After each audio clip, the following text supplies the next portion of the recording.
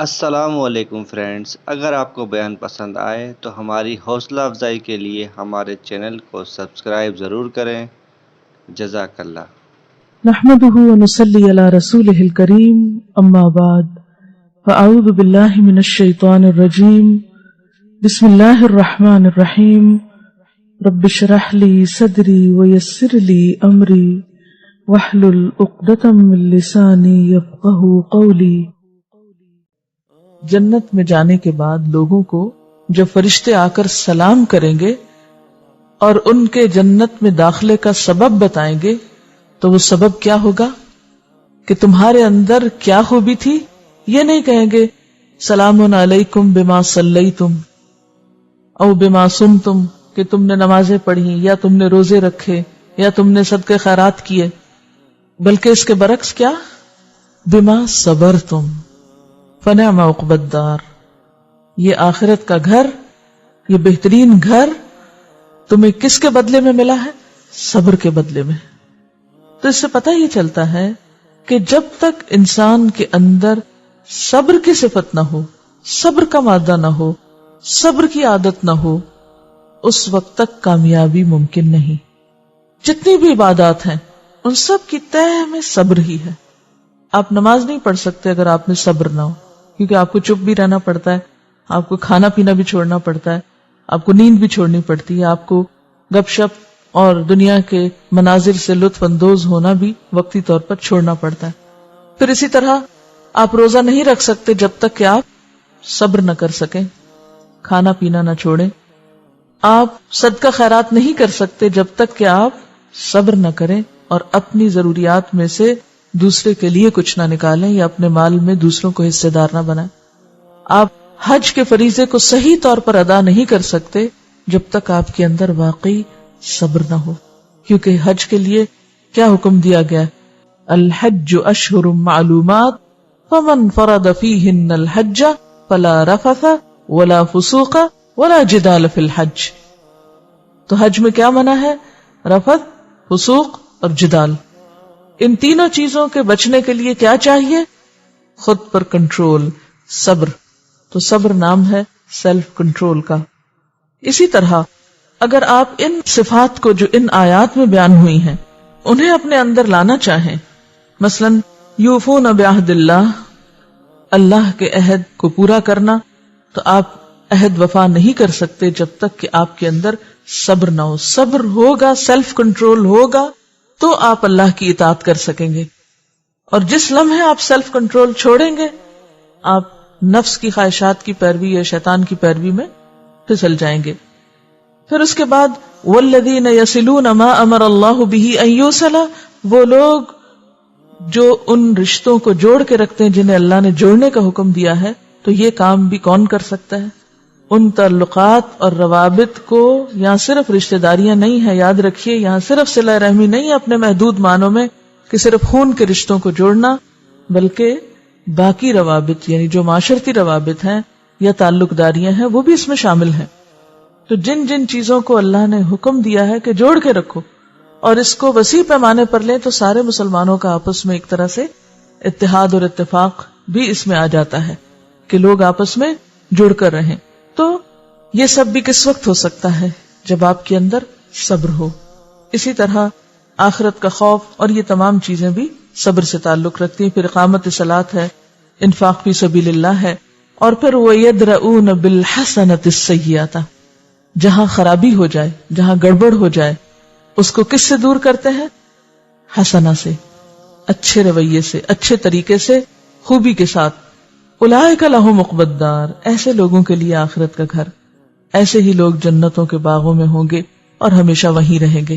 تو اس سے کیا پتہ چلتا ہے کہ ہر نیک کام کی بنیاد میں صبر ہے، اور جب تک صبر نہ ہو کوئی کام اپنے پائے تکمیل کو نہیں پہنچ سکتا یا احسن طریقے سے انجام نہیں پا سکتا۔ اب دیکھتے ہیں کہ صبر کیا چیز ہے، صبر کب کرنا ہوتا ہے، صبر کی کتنی قسمیں ہیں، صبر کہاں کہاں ہے۔ تو پہلی بات تو ہم نے یہ دیکھی کہ صبر ہر چیز میں ہے، ہر چیز میں صبر ہے، خواہ وہ عبادات کا معاملہ ہو، خواہ وہ حقوق کا معاملہ ہو، خواہ وہ باہمی تعلقات اور معاملات کا معاملہ ہو، خواہ وہ اخلاق کا معاملہ ہو، وہ کوئی بھی ہو، ہر جگہ پر صبر ہے۔ لیکن سب سے زیادہ جہاں ہمیں صبر کی ضرورت پیش آتی ہے وہ ہے خلاف توقع، خلاف مرضی، خلاف خواہش، جب کوئی صورت ہمارے سامنے ہوتی ہے، یعنی جب کوئی ایسی سچویشن پیدا ہو جو ہماری مرضی کے خلاف جائے، جب ہمیں کوئی بے قراری ہو، بے چینی ہو، تکلیف ہو، مصیبت ہو، ناگواری ہو، کسی سے ہم ہرٹ ہو جائیں، کوئی ہمیں ہرٹ کر دے، کوئی ہمیں دکھ دے جائے، کوئی ہماری توقع پہ پورا نہ اترے، کوئی ہم سے وعدہ خلافی کر جائے، کوئی ہمیں دھوکہ دے جائے، ایسے مواقع پر خود کو کنٹرول میں رکھ کر اچھے رویے کو، اچھے انداز کو نہ چھوڑنا، یہی صبر ہے۔ اور سب سے زیادہ ایسے ہی مواقع پر ضرورت پیش آتی ہے۔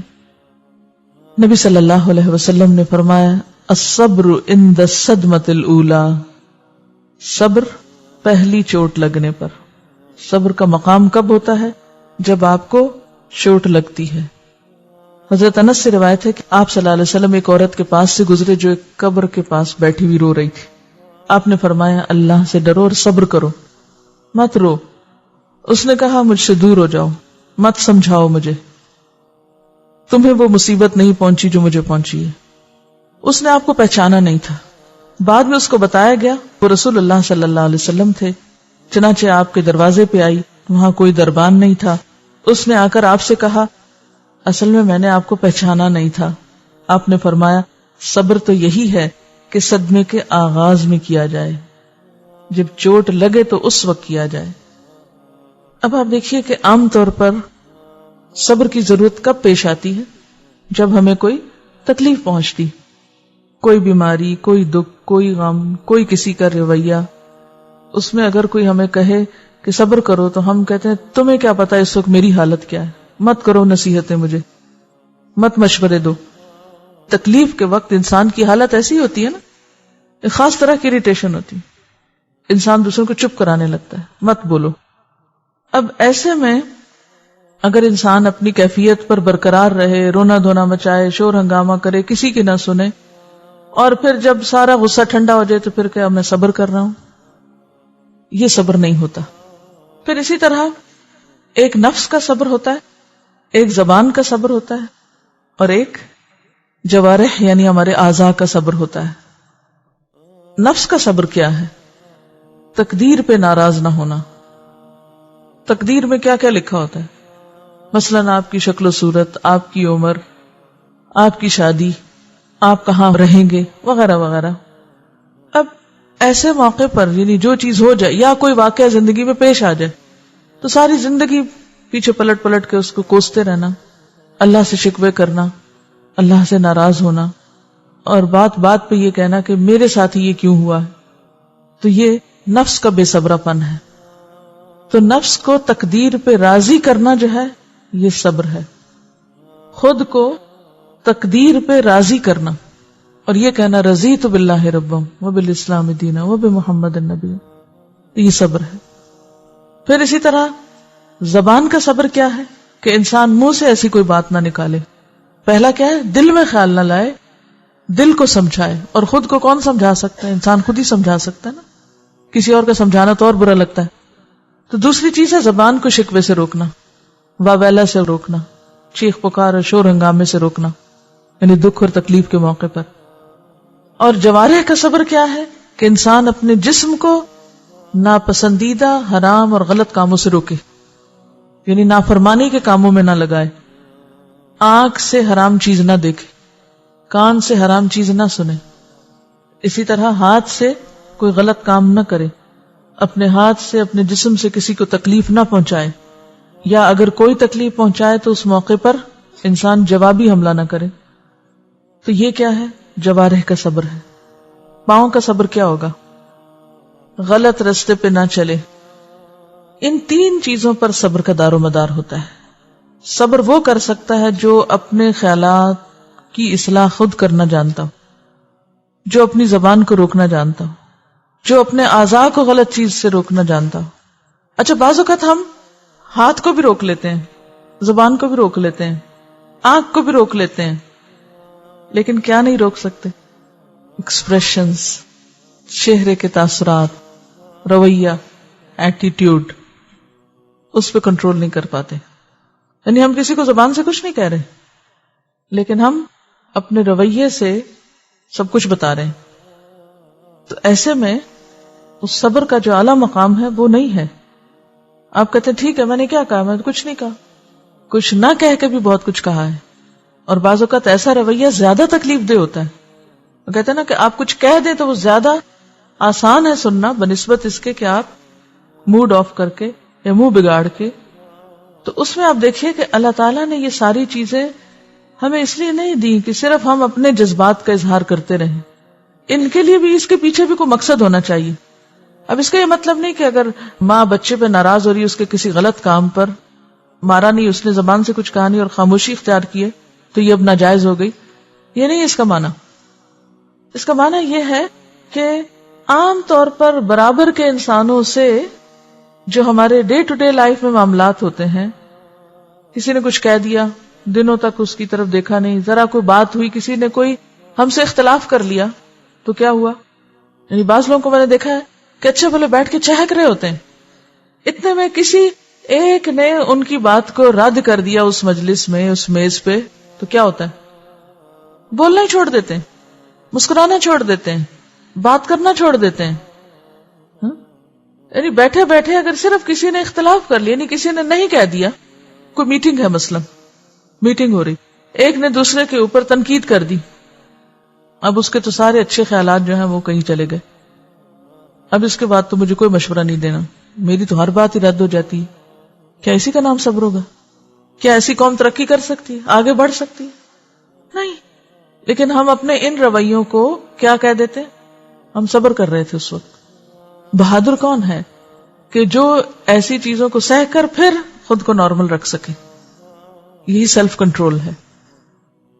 ایک مغربی مبصر ہے ولیم پیٹن، وہ لکھتا ہے کہ اسلام کا ایک پھل انسانیت کے لیے یہ رہا ہے کہ اس نے لوگوں میں شدید اور مستقل صبر پیدا کیا ہے. یعنی اسلام کی وہ کوالٹی بتاتا ہے کہ اسلام نے لوگوں کو کیا دیا ہے، انسانوں کو کیا دیا ہے، کیا سکھایا ہے. قرآن کی تعلیم کیا ہے، دین کی تعلیم کیا ہے، تربیت اور تزکیہ کس چیز کا نام ہے؟ کہ اس نے انسانوں کے اندر کیا پیدا کیا ہے؟ شدید اور مستقل، وقتی نہیں، کسی ایک خاص موقع اور مناسبت سے نہیں، شدید قسم کا صبر اور مستقل قسم کا صبر. صبر کی یہ کیفیت ان میں اللہ کی مستقل اطاعت سے پیدا ہوئی ہے. یہ کیفیت کب آتی ہے؟ جب انسان مسلسل اللہ کی عبادت کرتا ہے استقامت کے ساتھ. کوئی نماز مس نہیں کرنی، 5 نمازیں وقت پہ پڑھنی. یہ کون کر سکتا ہے؟ جس میں سیلف کنٹرول ہو، وہ ساری چیزوں کو روک سکے اور اللہ کے پاس حاضر ہونے کے لیے وقت نکال سکے. صبر کے بغیر یہ کیفیت نہیں پیدا ہو سکتی. انسان خواہشات کو روکے گا تو 5 وقت نماز پڑھے گا نا. اسی طرح روزہ کون رکھ سکتا ہے؟ اللہ کا حکم نہ ہو تو ہم میں سے کوئی ہے جو ڈائٹنگ کے نام پہ بھی سب کچھ کھانا پینا چھوڑ سکے؟ ہاں؟ کہ اگر آپ کو ڈائٹنگ کے لیے بھی کہا ہو کسی ڈاکٹر نے، آپ کی جان کو بھی خطرہ ہو، تو آپ اس قسم کو روزہ رکھ سکتے؟ نہیں رکھتے. کہتے ہیں مرنا تو ہے ہی، کھا کے مر گئے تو کیا ہوا.